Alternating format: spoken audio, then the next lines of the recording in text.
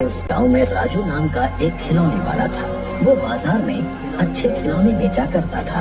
अच्छे खिलौने होने के कारण सब उससे खिलौने खरीदते थे। उस गांव में एक और खिलौने वाला था। उसका नाम था कमल। वो राजू से बहुत जलता था। वो यही सोचता था कि कैसे राजू को परेशान किया जाए, लेकिन कमल हमेशा असफल रहता था क्योंकि राजू को खिलौने बेचते हुए देखता रहता था। पापा खिलौने, पापा खिलौने। भैया वो लाल रंग का खिलौना देना मेरे बच्चे को। ये लो बेटा, ये लो। मुझे वो नीले रंग की गाड़ी दे दो अंकल। अरे ये क्या, इतनी भीड़ लगाकर खड़े हैं पर फिर भी मुझसे कोई खिलौने खरीदने नहीं आ रहा है। ले लो, ले लो, रंग बिरंगे खिलौने ले लो। मैं खिलौने बेचता हूँ, कबाड़ नहीं। दाम कम, खिलौना अच्छा। एक बार खरीदने के बाद चले सालों साल। अरे ये क्या, बाजार में किसी ने इस तरफ मुड़कर भी नहीं देखा। लगता है सबके सब बहरे हो गए हैं। लगता है कुछ न कुछ गड़बड़ है। राजू के पास ही जाकर देखता हूँ, वहीं पर ज्यादा बच्चे हैं। अरे क्या हुआ कमल भाई, तुम यहाँ क्यों आ गए? असल में वहाँ बच्चे नहीं आ रहे हैं। तुम्हारे यहाँ तो बच्चे भीड़ लगाकर खिलौने ले रहे हैं, इसलिए सोचा इधर ही कुछ शुभ है। अरे कमल भाई, ऐसा कुछ नहीं है। असल में बात ये है कि लोग पैसा देकर अच्छा सामान खरीदते हैं। तुम भी अच्छे खिलौने दो तो बच्चे भी तुम्हारे पास भीड़ लगाकर खिलौने खरीदेंगे। हाँ बेटा, तुम्हें कौन सा खिलौना चाहिए? अंकल वो हरा वाला। देखो कमल भाई, मैं सबको अच्छे खिलौने ही बेचता हूँ। हाँ, लेकिन मुझे थोड़ा कम लाभ होता है। लेकिन ज्यादा लाभ के चक्कर में कहीं कुछ भी न मिले तो फिर कमल खिलौने वाला सोचते हुए बोलता है, बड़ा ज्ञान देने वाला बन रहा है। रुक, तेरा ज्ञान निकालता हूँ। कमल भाई, तुम यहाँ पर खिलौने बेचो और मैं तुम्हारी जगह जाकर खिलौने बेचता हूँ। ठीक है कमल भाई? जैसे ही तुम्हारी मर्जी राजू। फिर ये मत कहना कमल ने मेरे ग्राहक छीन लिए। दोनों हल्की सी हंसी हंसते हैं। नहीं कमल भाई, कोई किसी का भाग्य नहीं छीन सकता, तुम निश्चिंत रहो। दोनों ने अपनी अपनी जगह बदल ली। एक बच्चा दौड़ कर आता है। राजू खिलौने वाले की दुकान के सामने जाकर खड़ा हो जाता है, लेकिन वहाँ पर कमल अपने खिलौने बेच रहा होता है। बेटा, तुम्हें खिलौना चाहिए ना? आप बताओ कौन सा? अंकल वो राजू अंकल कहाँ है? मैं उन्हीं से खिलौना लेता हूँ। कमल राजू की ओर इशारा करते हुए बच्चे को बताता है। बच्चा दौड़कर राजू के पास जाता है। अगला दिन चिंता में घूमते हुए राजू खिलौने वाले के घर जाता है। तभी वो देखता है कि राजू अपने खिलौने बेचने के लिए तैयार कर रहा है और तभी राजू खिलौने वाला किसी काम से बाहर जाता है और कमल चुपके से उसके घर में घुस जाता है। फिर वो कुछ खिलौने खराब कर देने के बाद जब अपने घर वापस जा रहा होता है तो एक बच्चा उसको भागते हुए देख लेता है। अरे ये तो कमल खिलौने वाला है, लेकिन ये भाग क्यों रहा है? उसी दिन बाजार में बच्चा, अंकल मुझे वो हाथी देना। अरे अंकल, इस हाथी का तो पैर टूटा हुआ है। अरे राजू, ये क्या टूटे हुए खिलौने दे रहे हो बच्चे को? मैं तुम्हारे पास से खिलौने नहीं लूंगा।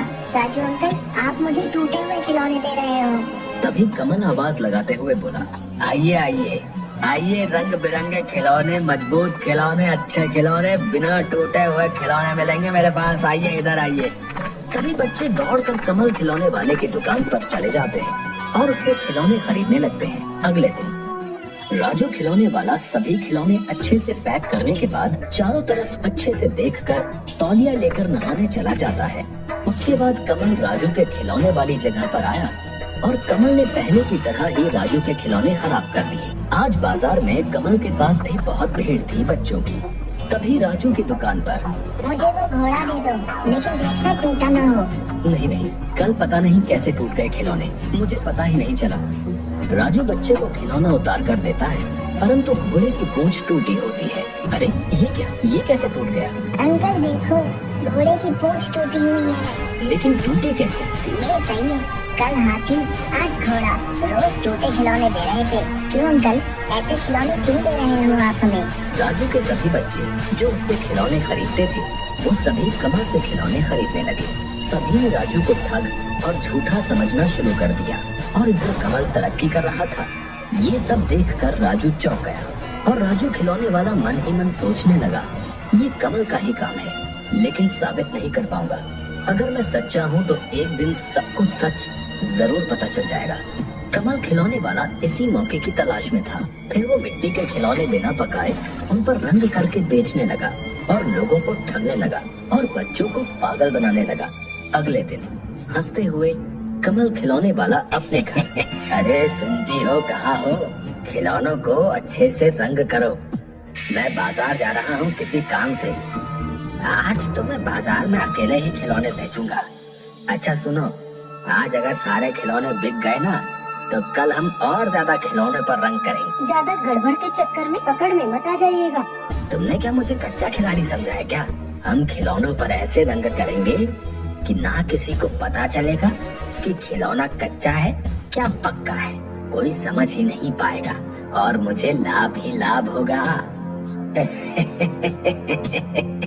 ये बोलने के बाद कमल जोर जोर से हंसने लग जाता है। अच्छा सुनो, फिर तो आप सुनार से कहकर मेरे लिए एक हार तो बनवा देंगे ना?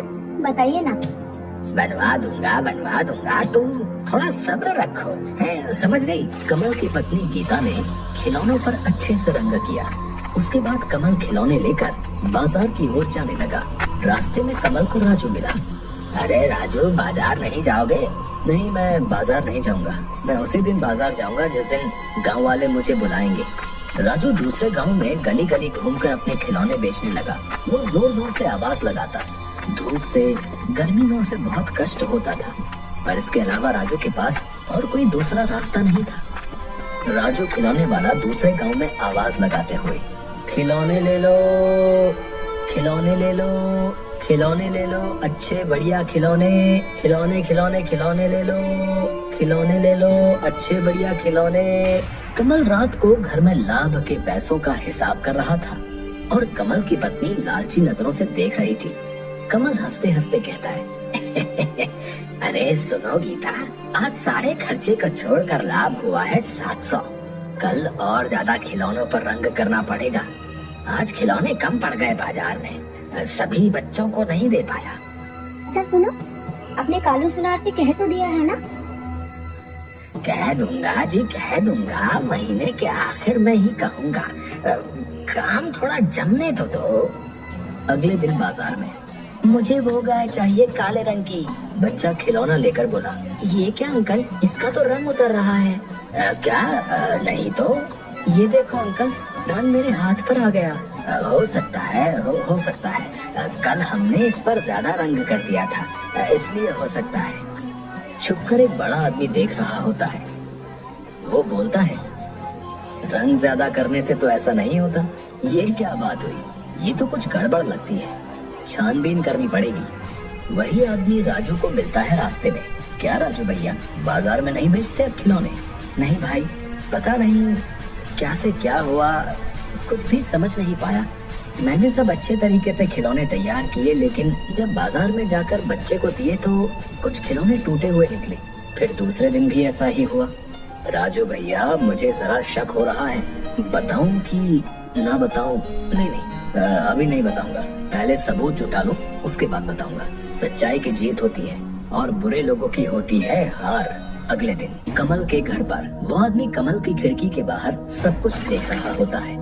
यह लीजिए कच्चे खिलौने, और कितने अच्छे खिलौने चाहिए? अरे सुनो, आज बहुत सारे बच्चे होंगे, सबको खिलौने देने होंगे। रंग तो कम है, आज रंग में पानी मिलाते हैं। आदमी मन ही मन, अच्छा रुको बच्चों, रुको, तुम्हें अभी मजा चखाता हूँ। आदमी चिल्लाने लगता है, अरे कोई है? अरे सबके सब कहाँ गए? अरे कोई है? अरे सब कहाँ हो? देखो कमल भाई क्या कर रहे हैं, देखो देखो।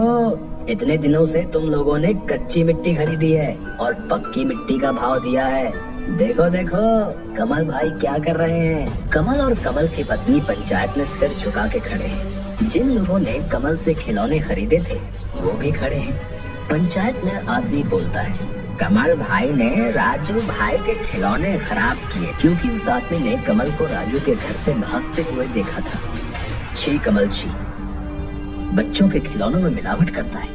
सुनो, तुम्हारी सजा है। तुम्हें तुम्हारा सिर मुंडवा कर, मुंह काला करके गधे पर बैठा कर पूरे गांव में घुमाया जाए और तुम्हारे सीने पर एक कागज पर लिखा जाएगा कि मैं बेईमान और लालची हूँ। और राजू को खबर भिजवाओ, कल से वो बाजार में खिलौने बेचने के लिए आ सकता है। गधे की पीठ पर कमल बैठा शर्म से है सर नीचा और मुंह है काला।